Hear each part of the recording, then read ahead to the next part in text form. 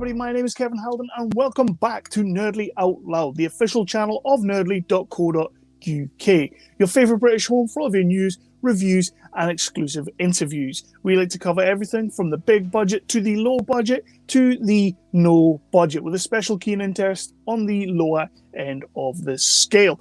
That's kind of what we're doing today. I must apologise. This whole thing, I am using my iPhone. I am using, basically, I will give you full disclosure.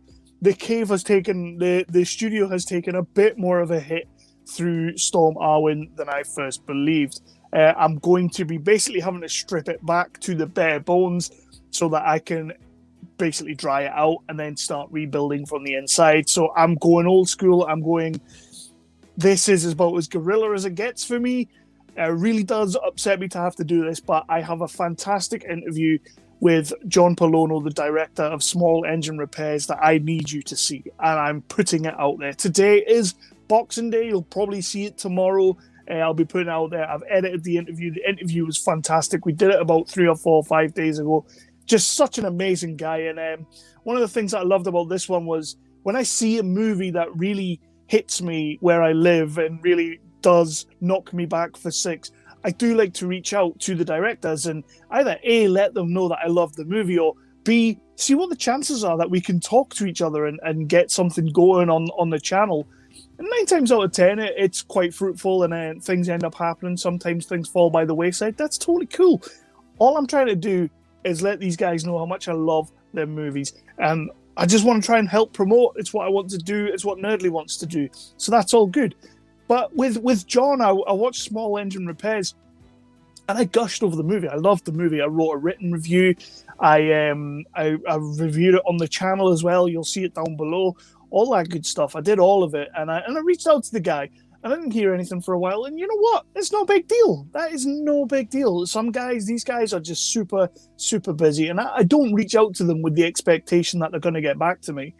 And then all of a sudden, out of the blue, months later, good 2-3 months later, dude DMs me on Instagram, hits me up in my DMs, and lets me know that I believe it was his manager or someone who looks after him, or his agent or someone, basically told him he should check out the review. And he checked out the review and he loved what I had to say, and loved how much I got the movie and the way I spoke about it with a certain amount of passion. So he reached out to me instead, and that's cool. That, for me, that's cool. I just wanted the guy to know how much I love this movie, and then the fact that he checked out my review, he took the time to check it out and then reach out to me, is fantastic. I can't ask for anything more than that. So we sat down and we chatted. I told him I would be about 20 minutes. We ended up having about an hour. We really got into the movie, the play that preceded it, the movie. I'm not going to go into talking about the film right now because honestly, I've done it. You can check out my video, which will be down below. While you're on that, please do like, subscribe, and ding that notification bell. I nearly forgot the pimpage, by the way. Please do all of that wonderful stuff. Let people know about the channel. If you check out the movie, let me know you checked the movie out. Let John know you checked the movie out. All that good stuff. I just want everybody to watch Small Engine Repair. It hits the UK very, very soon. I believe it's like January, February time over here. Hopefully, I'll keep you updated on that. John even talks about it in the interview. And honestly, this is a movie that you kind of have to check out. It's very of the moment. It hits on some big, big themes of today. The whole toxic masculinity thing, the Me Too movement, campus, things that go on that boys do, which boys should not do. It hits on a lot of things that are super duper, super relevant right now. And yeah, people need to be aware of. So I'm going to get the interview underway because it's a good 40-minute interview in the end after I did some smart editing. Please do, like I said, again, hit that subscribe button, hit that like button on this video. It all helps with the YouTube algorithm, I am told. I don't know that for a fact. I'm just told that. If you checked out my Spider-Man review, there is a spoiler-filled review incoming too. It's just the spoiler section. I'm not going to deep dive into that again. I've had a couple of friends ask me if I'm going to be doing the Matrix review. I will tell you now, I watched the movie, and no way will I be reviewing that movie. I did a written review for Nerdly. I'm still pretty angry. I thought I'd worked it out. I haven't worked out like my anger issues. That is not the movie. The movie's as clear as day. There's no originality whatsoever. So I will not be tackling The Matrix 4 in a review on here unless something really, really hits me and I feel like I need to. That's about as much as I can say. But yeah, again, interview with John Pollono, Small Engine Repairs. Please do check out the flick if you get a chance. Let me know what you thought of it. Hit me in the comments. Hit John. Let everybody know about this movie. It's a fantastic, amazing movie. And before I go, I just want to show you this one more time.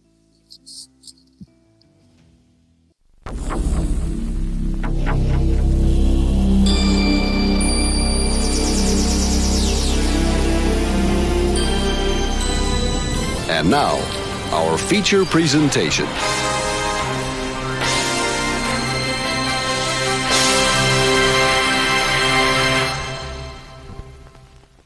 Yes, so tonight I am joined by a man of many talents, Mr. John Pollono. He is a writer. He's written plays, he's written TV shows, he's written movies. He's now directing a movie, or he's directed a movie, sorry, Small Engine Repair, which if you saw on the Nerdly website and on our channel, I just gushed about this movie. I totally fell in love with it, absolutely up my street. So when I had the chance to sit down with the man, absolutely I'm going to do it. I have John Pollono with me. Sir, how are you tonight? I'm good, man. I'm really happy to sit down with you. It's really cool. I dig your website. I obviously loved it. As I was saying before, as I very selectively read reviews, but someone sent me yours, and it was really great, man. It was good because, you know, with COVID and everything, I didn't have much opportunity to see the film with an audience. So hearing your reaction, it felt like, wow, I was connected with an audience member, someone who could articulate it. And, you know, I don't make art for people who want to hate it. You know, you always make it with the intent that for like the smartest person in the room and that they're going to get it. So it was really nice. It was really cool to have somebody get it like you did. So thank you. Yeah, it was one of those movies that I think I said in my review that the poster instantly grabbed me. It was one that, you know, there's no explosions, there's no real bells and whistles on the poster. It says everything but doesn't say anything. And then, of course, I see John Bernthal's name up there. I'm a big fan of John Bernthal, so of course I'm going to watch that. And then I see Shea Whigham up there, who coincidentally, I don't know if you saw it in my review, I watched a movie that he did the week before, The Gateway, which I genuinely just thought the man was too good to be in that movie. It was an okay movie, but he was too good to be in it. And it kind of upset me a little bit. He's so good. Yeah. And it upset me a little bit. And then a week later, I get sent Small Engine Repair, and I'm like, there's Shea Whigham. So, like, what a movie this was. So I just want to start with a nice and easy sort of question. Sure. To let our viewers, our listeners, and everything know kind of how you got into all of this, how you got into the play writing, because this movie started as a play, and then subsequently into the movie making, and what was that moment that sparked the light that said, right, I'm doing this? It's a great question, man. So I did the play about 10 years ago. We started this theater company. My wife produced the late night shows, and the late night shows could be more like edgy and more like provocative and a little bit more unhinged. In fact, they were expected to be. You know, we did an Adam Rapp play right before mine called Bingo with the Indians, which is out of fucking control crazy. So, and you know, obviously I'm a huge fan of like Mark McDonough and you know, Sarah Kane, some over the pond writers like that, and you know, David Mamet. Stuff like that. So, you know, and I've been writing plays for a while, but I was like, all right, I have an idea for a really like gritty, funny, dark, inappropriate late night show. And I really wanted to take the audience on a roller coaster. And that's when I met John, who was in like the second reading of the play. And he was having some legal issues in the States. We'll just leave it at that he kind of had to stay local. So it kind of worked out. It was kind of like, you know, fate. And we did it. We had like one preview and we're like, God, we don't know if people are going to like walk out or going to be like, holy shit, this is so crazy and offensive. And they didn't. The opposite happened. It ended up being a massive hit, like pretty much the hit of the year in LA that year, when it kept moving to bigger theaters and like won all these awards. And then it went to New York and all that stuff. And I acted in it in New York as well. I mean, the play's been done all over the world. It just definitely kind of connected with somebody, and John and I, who that was like the beginning of our friendship, as both our careers kind of took off, we were always like, this would be a really cool movie because it's contained and we know these characters and we've seen it. It's been battle tested. We've seen how audiences react to it, meaning like artsy, sort of very, sort of progressive, liberal theater audiences embraced it, as well as we get a lot of people who like, this is the first play they ever saw because they heard about it and they're like, I've never seen a play. That was amazing. So we kind of had that thing that it kind of crossed all those quadrants. And then, the Me Too movement sort of started. And this was always to me like sort of a feminist play. And even though it's mostly guys and it's very sort of like profane and like in many ways misogynistic language, I was very familiar with that growing up in that environment. And I was like, okay, I want to make a bold statement and really a nuanced, dark statement about all that. So we just felt the timing was right. And then, it took a while to find the schedule for John that he could do it. And he's a producer. And, I kind of rewrote the script and worked on it as I was working on other movies and things. And then we just had this runway and we got Shea and we were kind of off to the races and just put the team together. And we're like, before we knew it, we're like, holy shit, we're shooting this thing in the middle of winter in fucking New York. It was cold as hell. Like, let me put it this way.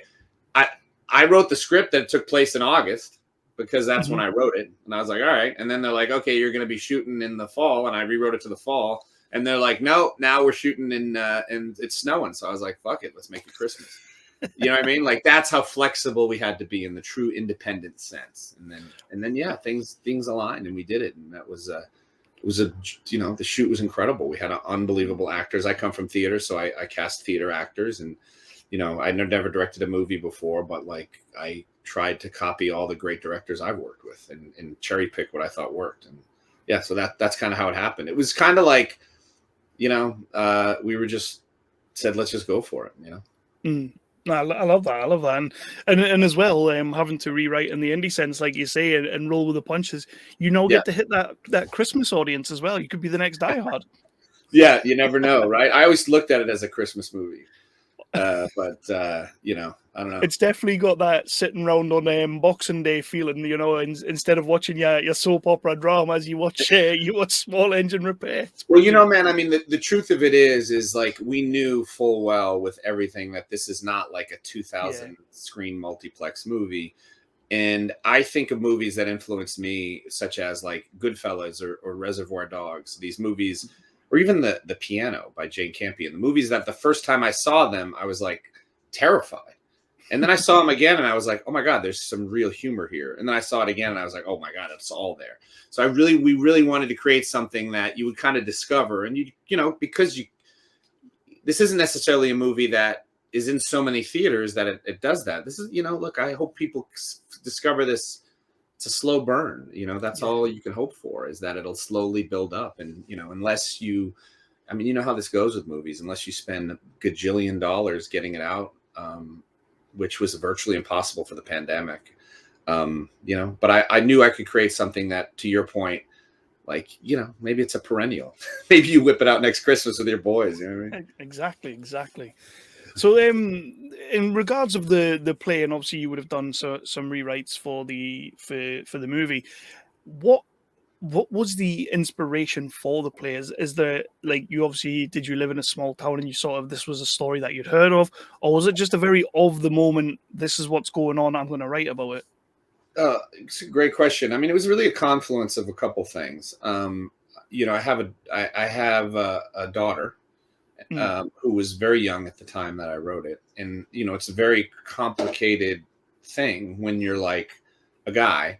And, I have three sisters, so I was raised around a lot of women, but I also grew up in sort of a, maybe sort of a not as evolved area, so I always knew having my foot in two worlds, and sort of the tough guy world, working class, like, aesthetic, and then also knowing and loving women and having the most sort of influential people in my life be women. So it was really a testament to that. And then having a daughter and having that like out of control emotional stakes. And then having this runway of this late night play and being so much a student of theater at this point, and seeing where theater can do and what you can do to create the more morally ambiguous, the play is, often it sort of turns the lens to the audience. Mm-hmm. And I was like, okay, I don't have an easy answer to the themes that the play brings up, nor the movie. But let me ask some really profound questions and present a really complicated thesis and keep it messy. And then hopefully, as the audience walks out of the theater and of the movie theater, and when you're done, it's like, let me process that. Like, I wanted to create something that would take a couple days to process, because my favorite theater did that. So it was all that stuff wrapped up into it. And then, of course, in theater, you're like, here's your thing, man. Lights up. So I didn't explain this, but when the play was originated, there was a Cormac McCarthy play, one of the few plays he wrote, called Sunset Limited, which is a two-hander. And that was running on the main stage. And it was, we had to incorporate their set. So as I'm writing the play, I was like, I wrote it around their set and their light scheme and everything. Mm-hmm. So I had to have a play that the lights come up. You know, we filled the set with a shop, you know, pegboard and lawnmowers and all this stuff. We use their lights. Lights come up, the whole play happens, lights come up, down, you know, and then the play's over.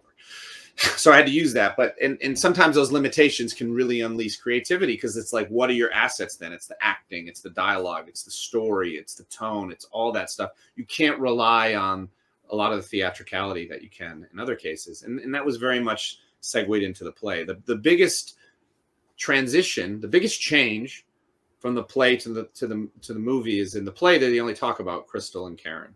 Yeah. And in the movie, they're obviously central characters. And deepening the emotion of it and all that stuff. So those are the biggest changes. Pretty much the first act of the play was added, and then a lot of the stuff that the play explores is, you know, done more cinematically. Those flashbacks and things, which were fun to sort of open it up and get you out of the shop for a little bit. But, you know, it was very much about that central location. And we will get onto the movie in a second. Don't worry. Sure. just a real quick one, because I had a little look back at when you guys put the play out, and I obviously saw that yourself and John Bernthal in there, and you guys came back for the movie. But you also had two other actors in I believe it was the New York showing, that I just think are two of the most criminally underrated actors out there, in James Badge Dale and James Ransone. Yeah. Like, what is it, do you think? Because those two guys are super duper talented, much like John Bernthal, in the way they deliver the monologues and whatnot, kind of thing. Just, I've seen them in loads of stuff that I love. What do you think it is about Small Engine that kind of made those guys gravitate towards it, or did you go out and find them?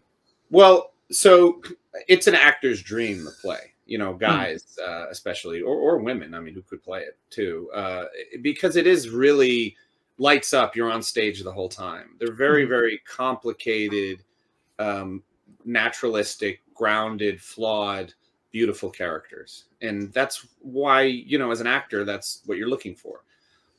Badge is actually, I knew through John. So John Bernthal and Josh Hellman were both in the original production. They both knew each other from The Pacific. Remember that show, The Pacific? Yeah, I love that show. On HBO. So like that whole sort of group of dudes who met on that, including Badge and Josh and another friend of ours, Josh Baton, who's in the movie. You know, I got to know those guys, and they're all great guys, and they all stayed really, really tight. So I knew Badge, who had seen the play a bunch of times. John was supposed to do it in New York, and then he booked The Fury, you know, the World War II movie, and he's like, dude, I got to put food on the table. I got to take this. Like, of course. So we called Badge, who's a good friend of both of ours, and he's like, hell yeah, I'll do it. And PJ, we had mutual friends, and he read the script, and he was like, holy shit, I've been looking to do a play. This is perfect. And so he came on for that. And, you know, Keegan Allen, I put him on the list as well, who was like unbelievably gracious, good dude, really great actor, who drew such an incredible, like, international audience of preteens from all over the world. They fly in to see, they're like, Keegan Allen, and we're like, oh shit, you know what's going to happen to him in this play. And it was pretty funny watching that happen. It's two actors that, like I say, I just, and Keegan as well, that I just think are criminally underrated. Yeah, I mean, look, Badge seems seemingly under the radar until you see the breadth of work he has done. Oh yeah, absolutely. And but he is like, I mean, he's a character actor. He's constantly working, and you know, like I think he has his best work ahead of him. And PJ's and stuff all the time too. You know, he's he just had a couple of kids. They're both very important people in my life, as is Keegan. And you know, the weird thing about this play, just to speak on the play, is it's done all the time, and I get emails and messages all the time from people, groups who've done it, and they're like, wow, I made friends for life out of it, because you can't fake that dynamic on stage, or you can, it's just not as effective. So, but just even being on stage and playing through it, and, you know, being in a play is like being on a team with somebody, and Small Engine Repair, the play, it's like a fucking beast of a play, performer wise. It's all the performance. So you really bond doing it, which is great. So quickly on that, I'm going to jump ahead because I do have this question, but I'll jump ahead to this one right now, because when you made the movie and you moved on to make the movie, and you were directing, you were a leading man, John Bernthal's there, and obviously we've spoken about Shea Whigham coming in. How was that for two guys who've been, you know, you guys had performed it night after night, done it, and then bring Shea Whigham in, who he hadn't been in it before. Right. Am I right in that? He was fresh to Correct. the crew. How was the chemistry? Was it just an instant chemistry, or did you guys have to work for it? Well, I mean, John knew Shea really well. Right. And then we did work at it. We rehearsed the movie like you would rehearse a play. The three of us sat down and read through the script for months. And I did rewrites just because you had time. We didn't quite know when we were going. So we workshopped. And then once we had a start date, we were like meeting a bunch to just rehearse it and go through it and make it like, you know, I rewrote for their voices, for who they are, and keeping the truth of it. And Shea, man, that guy just does one little brush stroke at a time until he has this sort of masterpiece of a performance once the cameras start rolling. And I mean, he kind of told us later he was sort of intimidated jumping onto something that John and I knew so well, but he's such a phenomenal actor and such a great guy that we all just kind of clicked. And the chemistry was it was there. You know, you can't fake that. You just can't. You got to get actors who, they don't have to be best friends. Although in this case, we became, you know, John's one of my best friends, and I consider Shea a dear friend now as well. It doesn't always happen, but it wouldn't have worked in this production, the way we shot it, the way it was done, if you didn't have three guys who like genuinely loved each other. No, it's definitely one of the things that I pointed out in both my reviews, was the fact that you've got three guys here who I 1,000,000% bought the relationship, the chemistry. I couldn't believe how good you guys were. And sort of like, I've had friends that I've fallen out with and not spoken to for a couple of years, and then when you meet up again, it's like you never stop talking, you know, and you forget why. And you guys portray that really bloody well, and it's not often you see it done as well in a movie. I was buzzing with the chemistry you guys had. Well, thanks, man. I think that's probably the thing I think I'm most sort of proud of in the movie is the performances and the chemistry with everyone, and, you know, being able to, you got to cast great actors. And in this case, you know, those guys, you know, John was a producer, but everybody cared so much and put so much work into it. You know, our kids were in the movie. It's John's dogs who are the dogs in it. You know, it was like a family affair. It was like, you know, it was kind of like theater. You do it for the love of it, and it's so much work, but it's so rewarding. When you decided that Small Engine Repairs was going to happen, and obviously it's been taking a little while for you and John to get it going, but was it a logical step for you to direct this and star in it, or was there ever any moment when you thought, you know what, I'm taking off one of these caps to concentrate on the other? Yeah, you know, close to shooting, John brought me out to dinner, and he's like, look, I have your back, whatever you want to do. But he's like, I've been a lead in these indies. He's like, I just want you to make sure, you know, you're not going to burn out. And he's like, I have your back no matter what. And, you know, I thought about it, and I was like, you know, look, man, I have a very busy career as a screenwriter. Yeah. And to take time off and to do that from my family and do all that stuff, I just felt like I needed to roll the dice. And I know this character. I knew I could play this character in a way that I don't know if I could find another actor to do it. And that is like, this is not, I didn't play Frank like he wanted to be the lead of the movie. I played him like a guy who, like, he doesn't want to do that. And that would be hard to get there, I think, for another actor. And I also felt this was a singular artistic experience to live through. And also, as a director, for my first feature with not a lot of money and all this stuff, you're always stressed and you're always like, have an agenda. So I was like, I'm just going to use that in the character. So when I'm sitting there as the character and the director, it's like Frank is pulling the strings. He's about to lose his fucking temper at every given second. And I just channeled it all into the performance. And quite frankly, it translated very well in that I had Shea and John knew I was taking on an immense amount, and they were always there to help, just like those characters are for the guy. So it just chemically it worked. I don't know. It would have to be a very specific thing to ever want to do that again. But I think in the right circumstance, it was, man, I never felt more sort of in the moment and alive than I was when that, like shooting that thing was like incredible. It's been the biggest heartaches and the roller coaster really came out after. Yeah. The struggles of having enough money to finish it, of distributing it, of COVID, of all that shit out of your control. That stuff's worse. But in the moment, put it on us and just like live and die by the performances that we could handle. And that was awesome. I'm glad I took that risk, Love it. Now, someone I absolutely raved about and I think is just mind-blowingly good in this movie for the short period that she's actually in it, in fact, is Ciara Bravo, who I've only ever seen her in the I believe it was the Amazon show Wayne. She did that. Like I saw her in that and just in this though. Again, like I say, your chemistry with Bernthal and Shea Whigham is amazing, but you also probably wouldn't buy the chemistry of the guys without the way Ciara portrays that role. Oh yeah. And just that first scene when you see her, when she's like, you've laid an atomic bomb on my day kind of thing, straight away I'm like, this chick can hang with these guys. She is awesome, and I now buy this entire relationship. So then, like, when you get to the later on bits, obviously no spoilers, but when you get to the later on bits, I could completely buy, even though I don't want to say ludicrous, but how out there some of the situation gets for these boys, you can completely buy that they would just be like, yeah, man, let's go, let's do it. And I think for the small time she's in this movie, she's so powerful and really, really lays a ton of effort into this film. Yeah, I mean, dude, she's the best. Like, I agree with you. If her performance didn't work, the movie wouldn't work.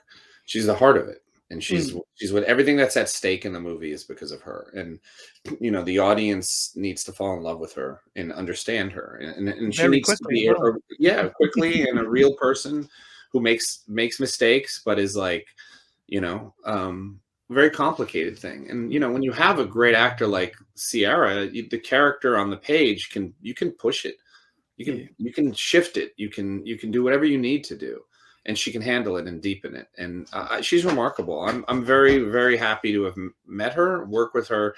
I'm excited to see where her career goes, and I'm excited to work with her again. I could not speak higher of her. I mean, look, we have been sitting in a shop for 3 weeks, like fucking around, beating on each other, getting messy, smoking cigarettes, drinking beer, smoking real weed. Like we were just like a mess. And then she showed up. She knew all her lines, and she just jumped right in. And in some of those scenes where we, you fill it in, like here's the dialogue, but let's just keep rolling and riffing. She just brought it, man. She was like, yeah, she's incredible.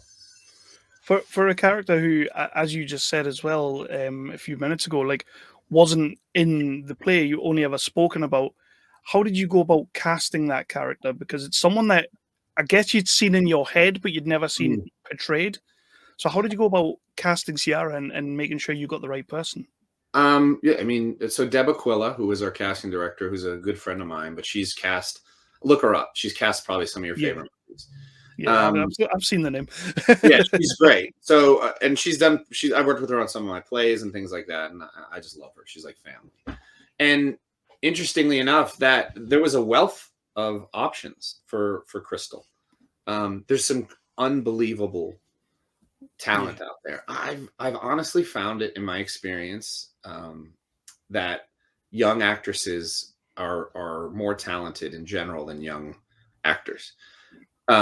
Initially, I mean, look, I don't think that's innate. I just think that I don't know what it is. That typically in this country, women are less afraid to be vulnerable and go for it artistically than, and maybe I'm projecting here, than men of that age.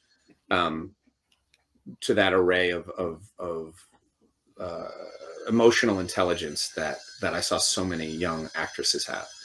and she's one of those. Yeah, and she just blew us away. It was no question. You know, she's fiery, she's petite, she has the vulnerability and the strength that the character needed in someone who is, you know, on the cusp of womanhood, the character, and Sierra, who is able to access that.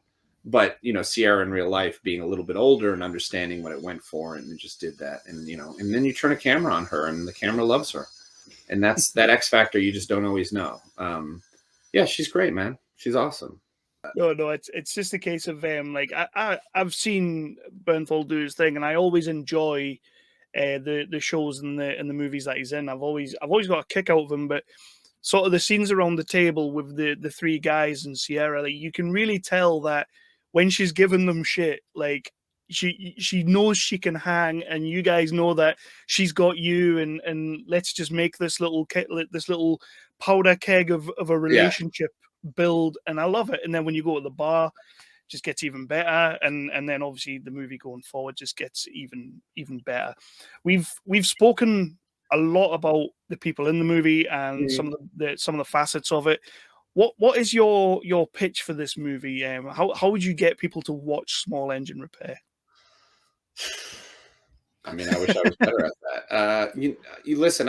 To me, this is sort of a throwback to movies that aren't made as much anymore, which are like very, very grounded, provocative, emotional, truthful stories that don't necessarily reflect a utopic version of the world, but it's a truthful version. And I think I think that this movie is really funny, and it will take you to places you don't expect to go. I think I think, offended or not, you're not going to be neutral about the movie. You know what I mean? And I think that it fucking draws blood. I think it's like a rusty knife shoved in your belly. You know what I mean? It's like it sticks in you. But to me, I think that, look, I just am very, very proud to create a piece of art that causes a discussion and makes people think. And I think, like, you know, I'm excited to see people discover it now that it's out in the weird sort of film environment we have now, where it's like there's so much content out there and it just kind of has to float for a bit. Like, I feel like it's just barely scratched the surface in terms of people seeing it. You know, that's just the nature of how the past year has been.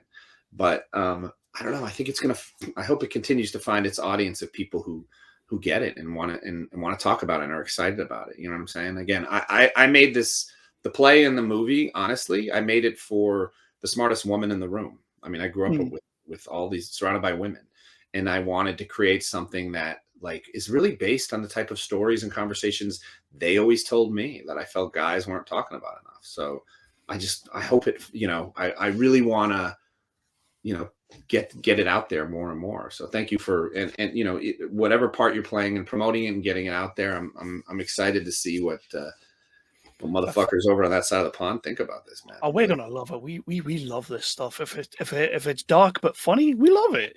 So I know, right? So you know, I feel like my country is a little bit like, I think it's funny, but I don't know if can I laugh at that? Are you going to judge me if I laugh at that? Like, you know what I mean? Like, you guys are beyond that.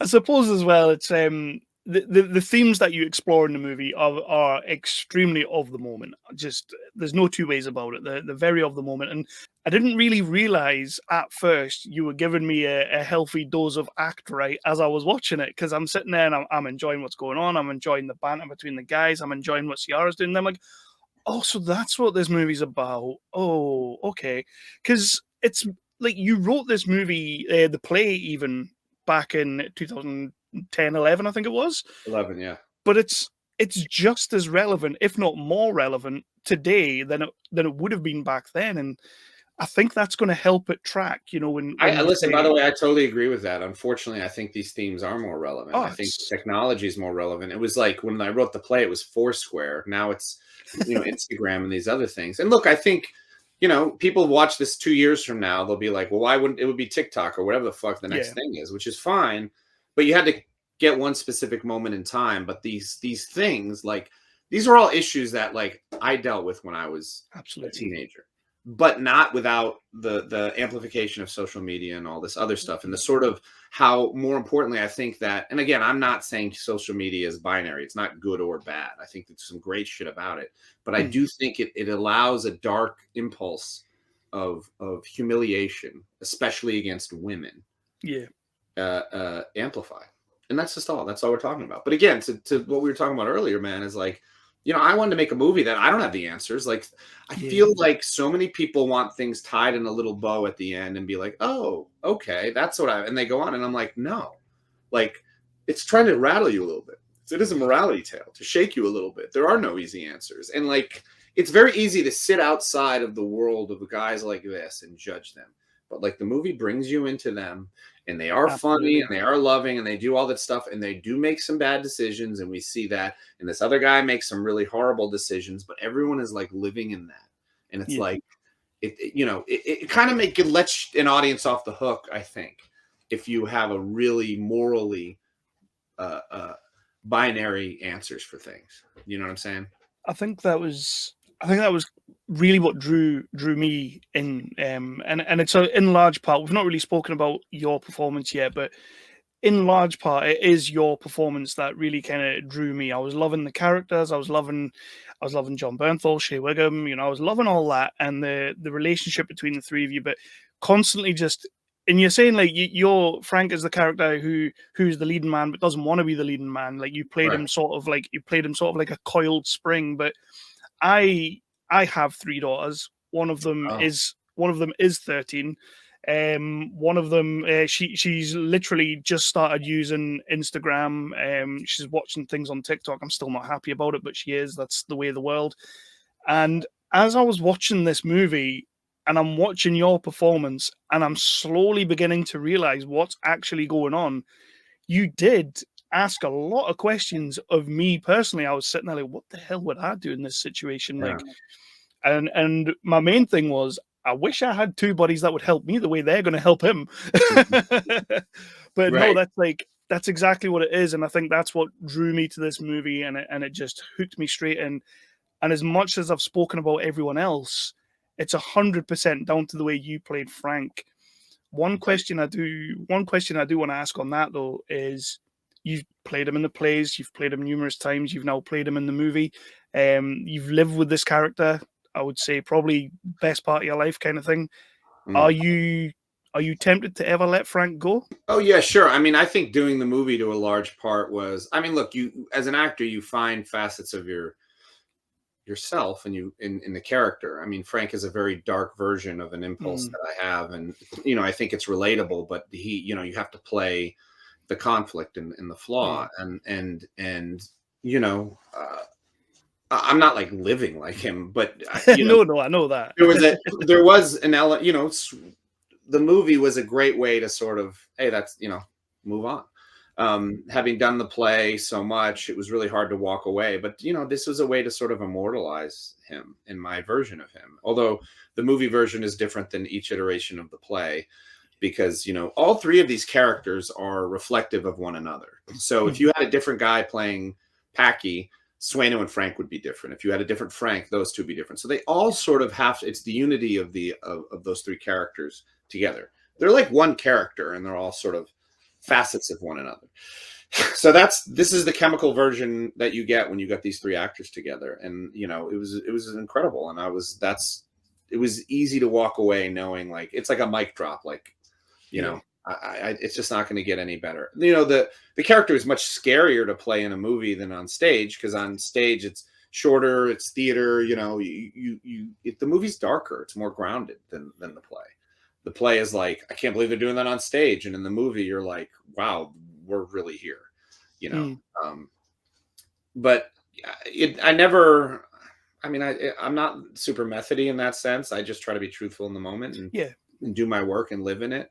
But yeah, it's hard, man. You know, look, it's actually harder in theater in a weird way to relive the arc of a story over and over again when you're playing something like that and accessing that. My wife, who's in the movie, she plays Dottie. She was the producer of the original one. She plays the love interest.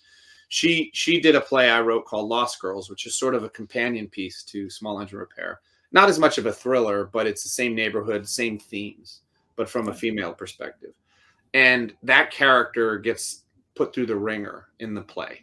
And I know towards the end of that run, she was like, I've never, and she's done 100 plays. She was like, I've never had a play where I was like so emotionally, as well as the male lead opposite her in that, who originated, was Josh Baton, who's in our movie too. He plays Sueno's dad.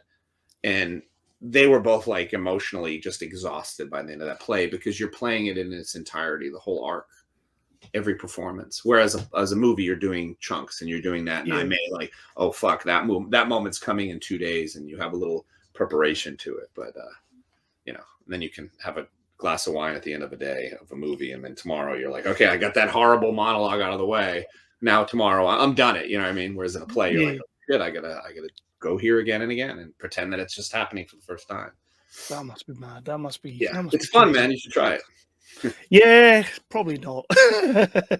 I don't think I've quite got the chops for anything like that. You never know, man. One thing I do want to shout out, you Sure. you quickly just mentioned, I think it was Sueno's dad. You just mentioned the way you, and again, I don't really want to give any spoilers away, but the way you film those flashbacks, I think you could do a little bit of spoiler. I think we're fine at this point. It's been out for. It's more just like the way that you film the flashback scenes when they're telling the stories about when they were kids. What, like, I think that is a genius way of doing a flashback, like still having him as an adult. Like, had you seen that elsewhere, or was this something? No, man. You know, that was just one of those cases where, like, you try to. What I learned as a director is you got to be open and fluid. So. Yeah. We were casting the kid versions of them, and we couldn't find a Packy. I don't think they even started it yet. And I was talking about it, and I was breaking it down with my DP, Matt Mitchell, knowing I was obviously in it, had to be super hyper specific ahead of time.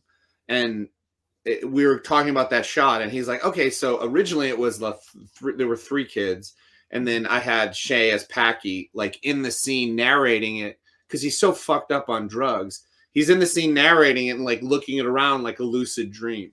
And, you know, just the logic of that and the sort of reality that created, Matt was asking some questions. And I think he might have been the one to be like, why is Packy just play himself? And I was like, oh shit, that's a great idea. Or we like blurted it out at the same time. I don't know. I'll give him credit.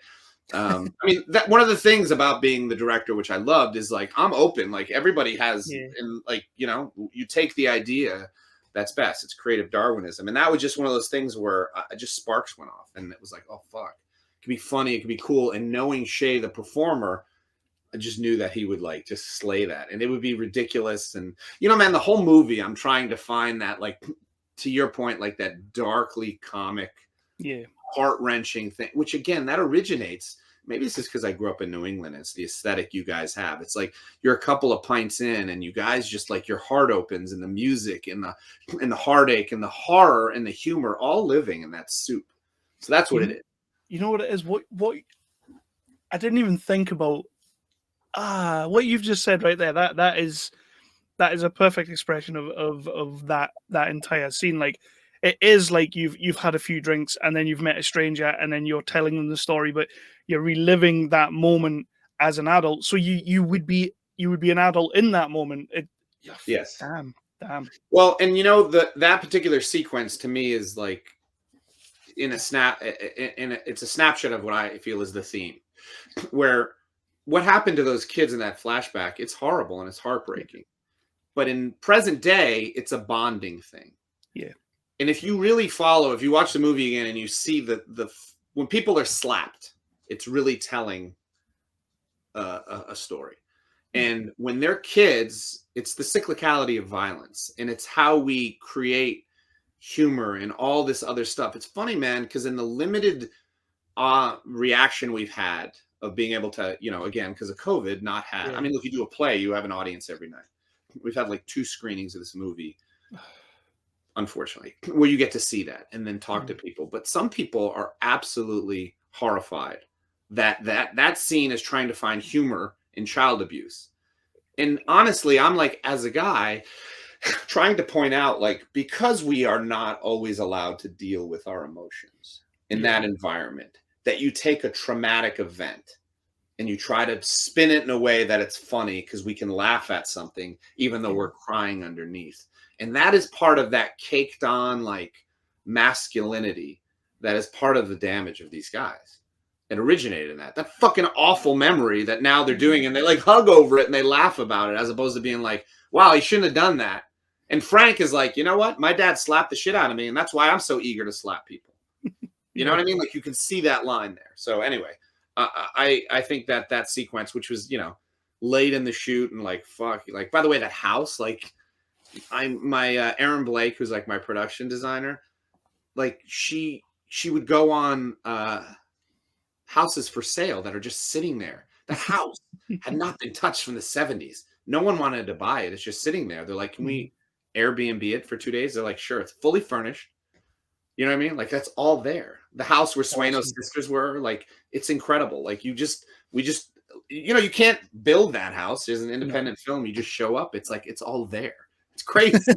You know what I mean? You can smell the cigarettes stuck into the walls that you're like, so you access that history is there within the shoot. Anyway, I'm glad you responded to that particular sequence. It's a great sequence. There's two sequences. I mean, I love the whole film in general, but there's two sequences that sort of smack for me, and that was one of them. And by the way, you mentioned Matt Mitchell before.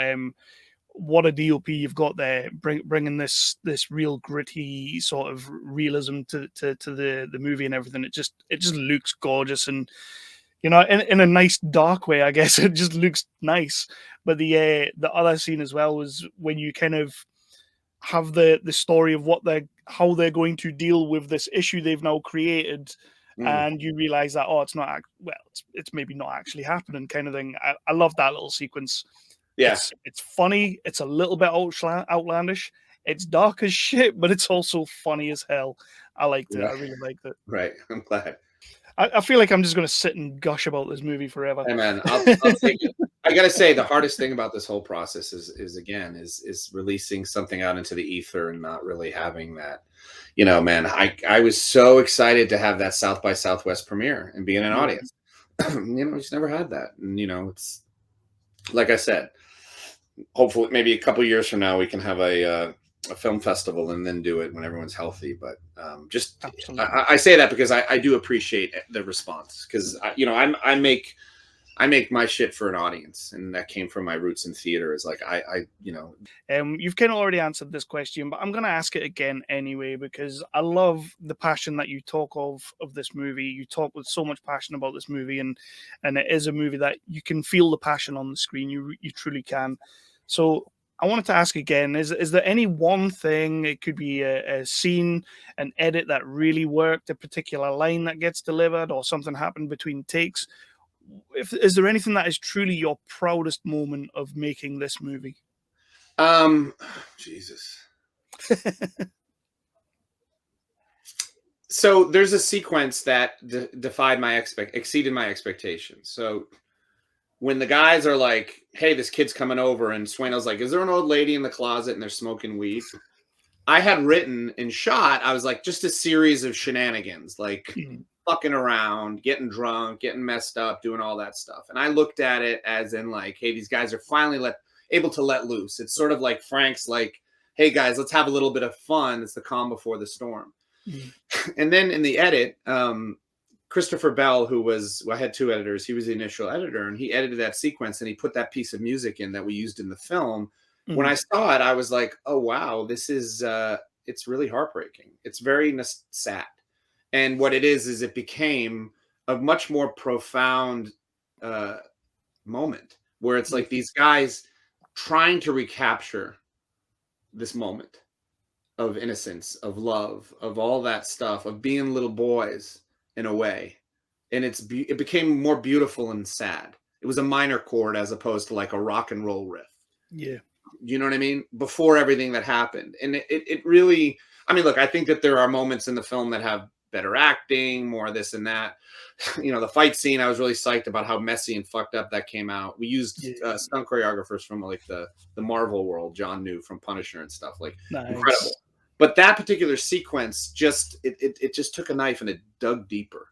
than it had on the page and than I expected. So that was a moment that I was like, wow. It came through so much better. And then, but overall, I would say it's just the performances of everybody. Just blew me away. Being able to see him and edit again and again, and having to cut out moments that were stunning, they just didn't fit the story and all that. Yeah, I was constantly blown away with how the actors were giving me gifts that I didn't even know I had until I was in the edit. You know, That's awesome, man. That's awesome. I love hearing stuff like that. Absolutely love it. So I'm going to start letting you go, pal, because I've taken up far too much of your time. You've been no absolutely problem, brother. amazing. But what's next for John Polona? You writing script writing screenplays and everything like that. I saw. Actually, I will ask this question. Sure. I don't know if you'll be able to answer it, but I saw your name attached to a certain wrestler's biopic. Yeah. Is that definitely happening? Are you on board with that? I mean, yeah, I mean, we wrote the script, and Awesome. it's, I think that's about scheduling and many other things. It's incredible. I co-wrote that with Scott Silver, who's like unfucking believable and Mm. a great writer. And the script is awesome, man. I mean, like, let me put it this way, I'm dying to see the movie. I think it's just about, it's things people don't really know how, is like, it's just hard to get everybody available at the same time. Yeah, So, yeah. and that's sort of, look, I believe it'll happen. I hope it happens. It's a beast, I and think yeah, I'm excited. obviously you have more insight on story and whatnot, but that man, such an interesting way you could go with Hulk Hogan. And when they said they were making, I'm a big wrestling fan, by the way, so that's why I'm asking. But Yeah, when they said this movie was coming, I was like, oh yeah, I'm up for that. And then like I was checking out your Wikipedia and everything, your IMDb, and I was like, holy shit. no, it's definitely in both Scott and I, our aesthetic of being like, really dark and Yeah. smart and funny, but like really having a strong theme to it. Look, if you're a Hulk Hogan fan, I think you'll be blown away by it, and even if you're not, I think you will be too, because it's a world that, it's just such a fascinating world. But Mm. Hulk Hogan's incredible. Sometimes you work on these projects and you're like scraping every little bit to find the profound nugget. Whereas like Hulk's story, it's too much. It's intimidating because there's too much to choose from. So you have to ratchet in and be disciplined and say, this is what it's about. And is there anything else that you can talk about, or Let me are think. Look at it. I mean, I you got a hold? bunch of cool stuff going on. Look, man, I never know what the fuck I'm allowed to talk about, so I just don't ever say Exactly. anything. I look, a bunch of cool stuff. I've not stopped working, for years, and That's good to hear. queuing stuff up, and I'm excited about it, and I'm excited to get to write another play. I have a play I did a few years ago that I might adapt that for my next. I'm dying to direct again. Obviously, COVID had pumped the brakes on that, but it was a remarkable experience and something that I'm like really feel in my bones. Yeah. And so I'm excited to that. I have a couple things I might adapt of my own or find something else. So yeah, it's just the universe has to tell me what to do. You know what I mean? A little bit. Well, as someone who saw Small Engine Repair and just loved it. I've sat here and gushed about it with you. I've written a review. I've filled myself talking about it. I've told everybody and anybody who will listen about this movie. Genuinely, it's in my top 5 of 2021. I just think this is a fantastic film, and I can't wait to see whatever you do next, whatever it is, screenwriting, acting, directing. I'm going to be watching and I'm going to be checking out, and I can't wait.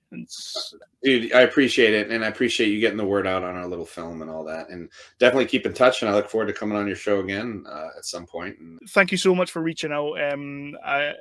It's rare. Well, it's not rare, but it is super rare for me to try and to run after someone and try and get them on the show. But I normally like to put my reviews out, see how they get on and everything. But Small Engine Repair hit me in a certain kind of way, and I don't know if it's I'm a dad myself, and like I say, watching your performance, I was just 100% zoned in on you, and I love this film, pal. I absolutely listen, loved it. And I really appreciate it. It's a small film. It was a small release, so your voice became pretty singular, and there wasn't a lot of it. coverage because it's a crowded marketplace. So your review really helped, man. I reading it really was cool to read, and I appreciate you getting the word out. And like my hope is that it just continues to find an audience. I think when it hits the UK, that's when you'll get your word of mouth, because we love dark, we love grit, and we love swearing. Yes. So. You guys aren't afraid. So yeah, keep me posted on that. If you hear anything, let me know. Not a problem, man.